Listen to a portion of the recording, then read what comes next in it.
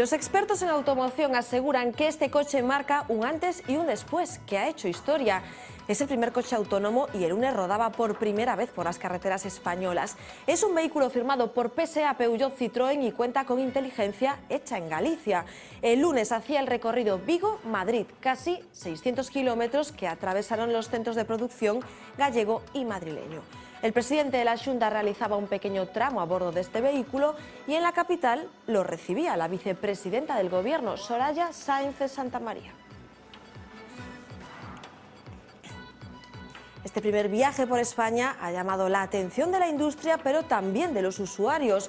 Hoy les vamos a contar todo sobre este coche autónomo en parte gallego. Pero, Paloma, ¿qué es exactamente este vehículo y cómo puede hacer esta magia? Vamos a intentar explicarlo. Un vehículo autónomo es básicamente un coche que circula sin necesidad de ser manejado por parte de un conductor o reduciendo ese manejo. El prototipo desarrollado por PSA gestiona por sí solo la velocidad, el cambio de carril y los adelantamientos. Por ahora permite circular por autopistas, autovías y vías rápidas. Vamos a ver cuál es la tecnología que permite su funcionamiento.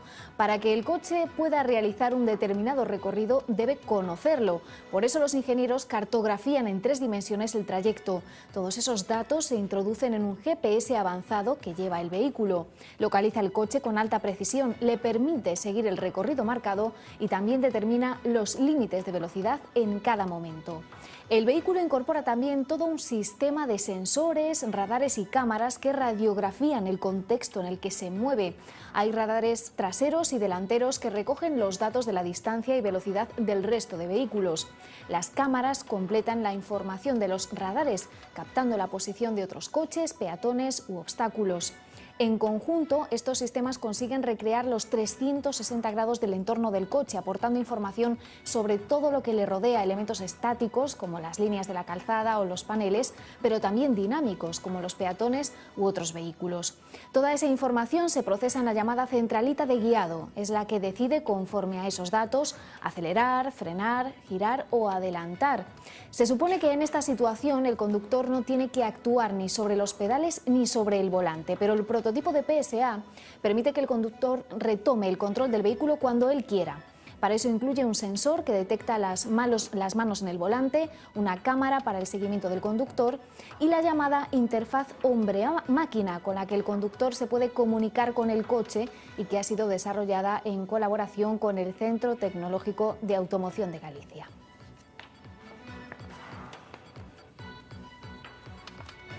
El objetivo final es crear coches que puedan circular sin necesidad de conductor, pero aún no hemos llegado hasta ese punto, va evolucionando con el tiempo. Estos son los diferentes niveles de la conducción automatizada, desde el 0, en el que el vehículo no interviene para nada, hasta el 5, en el que el vehículo lo hará absolutamente todo.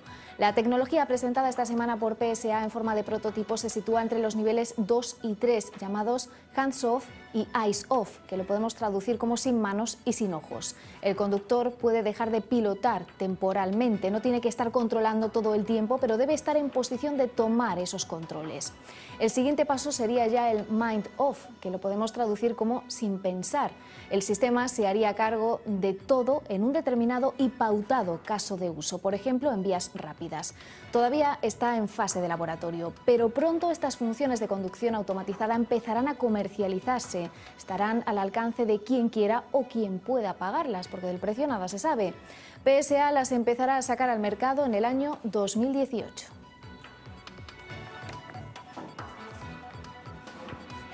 Se lo presentábamos el lunes, pero hoy queremos conocer todos los detalles sobre este coche que nos parece algo propio del futuro. Lo vamos a hacer gracias al testimonio de parte implicada en este proyecto. El CETAG, el Centro Tecnológico de Automoción de Galicia, lo contaba Paloma, está en Porriño y ha creado parte de la inteligencia de este vehículo. Nos vamos en directo hasta Vigo porque allí está Francisco Sánchez, que eres el director de Sistemas Inteligentes de Transportes del CETAG. Francisco, buenas noches. Hola, buenas noches. Nos contaba nuestra compañera Paloma que este CETAG en el que usted trabaja ha creado parte de esa inteligencia de este coche, sobre todo en lo que tiene que ver con la interfaz. ¿Eso cómo se explica? Pues sí, nosotros trabajamos en este caso en el rediseño del puesto de conducción, en la relación entre el vehículo y el conductor o la conductora del mismo, ¿no? porque un coche automatizado, pues primero tiene que hacernos sentirnos seguros cuando él está controlando los movimientos, el desplazamiento y el guiado del coche. También tenemos que ser capaces de poder darle instrucciones, como por ejemplo pues que queremos hacer una maniobra de cambio de carril o que queremos hacer un adelantamiento. Y también es muy importante que cuando el coche detecta una situación en la que nosotros vamos a tener que tomar el control en unos segundos, 10 segundos por ejemplo, pues tiene que avisarnos de una manera muy intuitiva, muy precisa y muy efectiva, ¿no? Claro, Francisco, digamos que en este momento este coche autónomo todavía depende mucho del conductor, aunque hemos visto un vídeo en el que se puede soltar, podemos soltar las manos del volante, incluso los pies de los pedales, ¿no? Sí, el coche autónomo, como explicabas tú antes, pues se puede concebir en diferentes fases. Hay una primera fase, una automatización parcial que nosotros llamamos de nivel 2, en la que soltamos las manos del volante, delegamos al vehículo el guiado, pero tenemos que estar con los ojos en la carretera, atentos a la conducción. Eso sería una automatización parcial. Podemos pasar a un estado de automatización mayor en el que no solamente le delegamos el guiado, sino que además podemos no tener que mirar a la carretera y dedicarnos a hacer otras tareas, pero siempre en un estado en el que seamos capaces, si el coche nos lo solicita, de retomar el control en unos pocos segundos.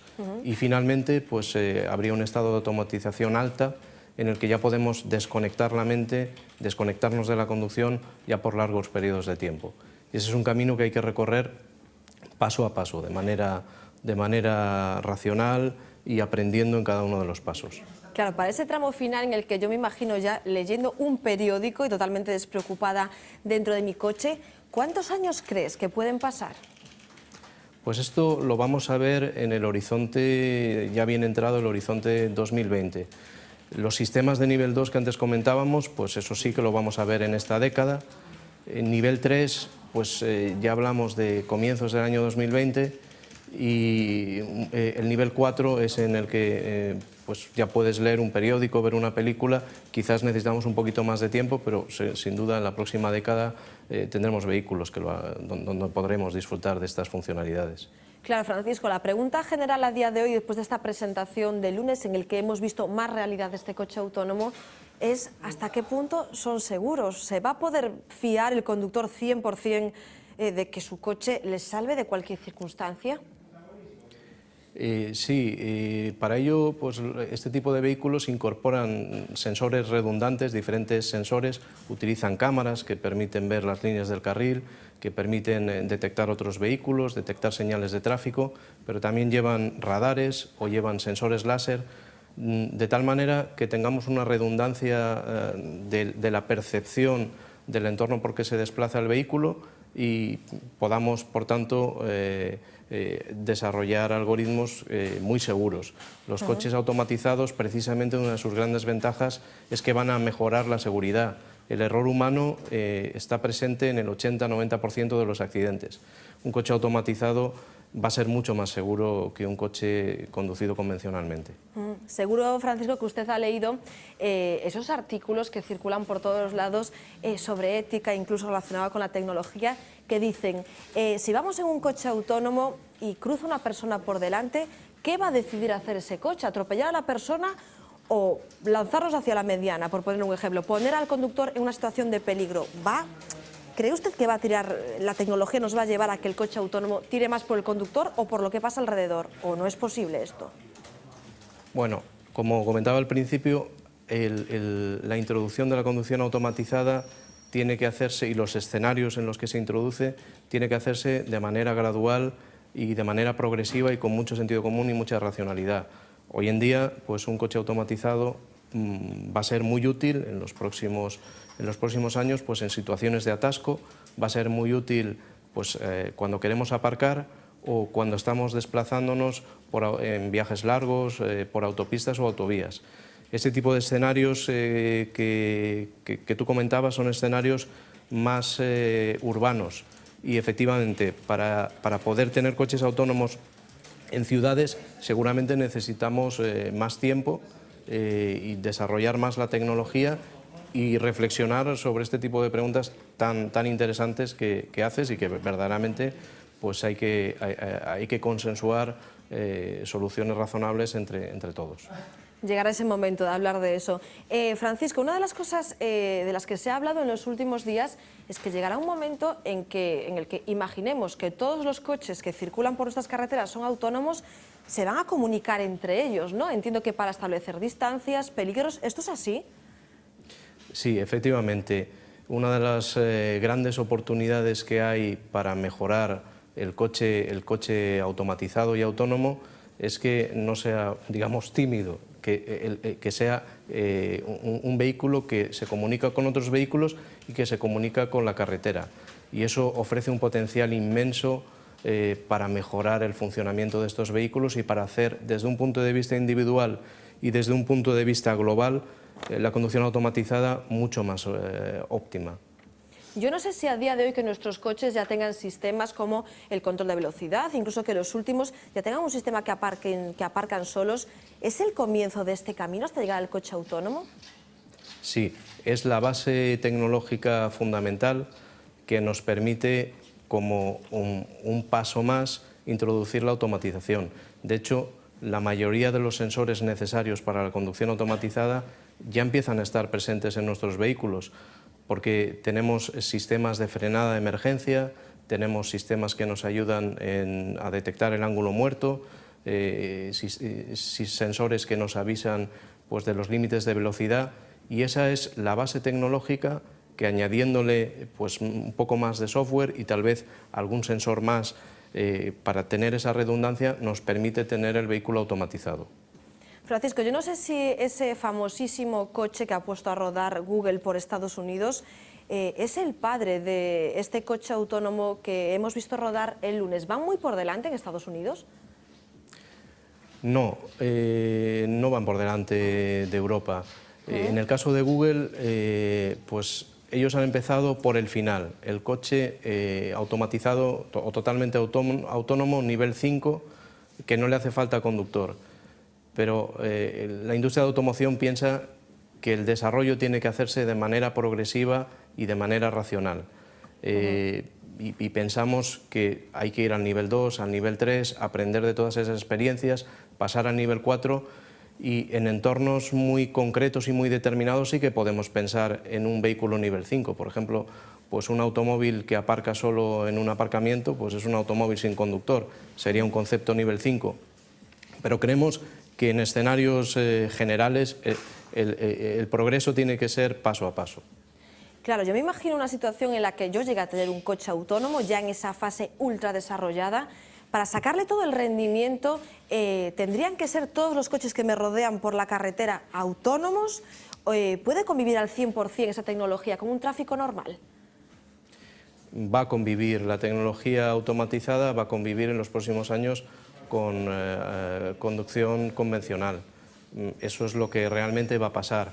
A medida que el grado de automatización crezca, pues mejorarán desde un punto de vista global, pues, por ejemplo, se optimizará el flujo, la fluidez del tráfico y el potencial de optimización será mucho mayor. Pero lo que nos vamos a encontrar en los próximos años es que van a convivir vehículos automatizados con vehículos convencionales.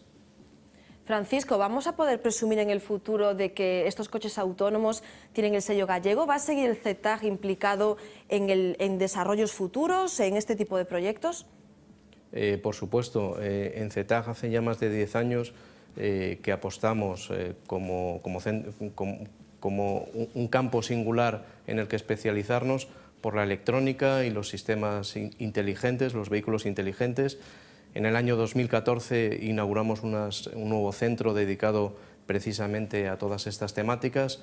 Trabajamos mucho en el campo de los sistemas de ayuda a la conducción y, por supuesto, vamos a trabajar con intensidad en los próximos años en todo lo relativo al coche automatizado y, en definitiva, a soluciones que ayuden a aportar seguridad, a aportar más confort, a aprovechar las posibilidades de la conectividad al factor humano, al interfaz vehículo-conductor, el HMI. Esos son los campos en los que trabajamos y los que vamos a seguir trabajando, si podemos, cada vez con más intensidad. Del coche que conocíamos el lunes, se dice que es un vehículo que ha hecho historia. Yo no sé si los que no sabemos de automoción entendemos realmente el antes y el después que se está dando precisamente en este sector. Sí, verdaderamente sí que ha hecho historia. Yo creo que es un hito, desde luego, en España. Muy pocos constructores por ahora pues, se han atrevido a hacer un viaje Vigo-Madrid completamente en conducción autónoma y PSA lo ha hecho. Y bueno, por supuesto que es un hito en España, en Europa es también un ejemplo a seguir y realmente podemos estar muy satisfechos de que Galicia también haya participado en este hito. Y que siga siendo así. Francisco Sánchez, muchas gracias y muchos éxitos en el CETAG, porque realmente lo que estáis haciendo en Porriño es apasionante. Gracias por atender a V Televisión. Buenas noches. Buenas noches, muchas gracias. Nosotros nos despedimos y lo vamos a hacer con la noticia con la que abríamos este Más que Contar, porque queremos que también sea hoy nuestro cierre, porque hoy la repulsa contra la violencia machista ha estado presente en cada rincón, en los actos políticos, en las escuelas, las universidades, las tertulias o las conversaciones de cualquier bar. En el Día Internacional contra la Violencia de Género se multiplican las campañas como las que hemos visto hoy en todas las calles que nos recuerdan que esta lacra existe.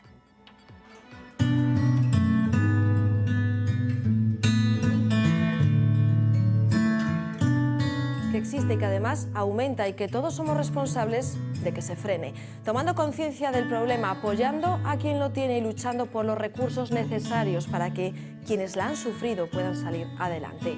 No solo hoy, sino cada día del año. Así les decimos hasta mañana. Ya saben que tienen una cita con la información en esta casa a partir de las 8:30. Esa es la hora en la que empieza este Más que Contar. Quédense con nosotros porque a las 10 tienen una cita con los compañeros de Vía V. Gracias, como siempre, por estar ahí.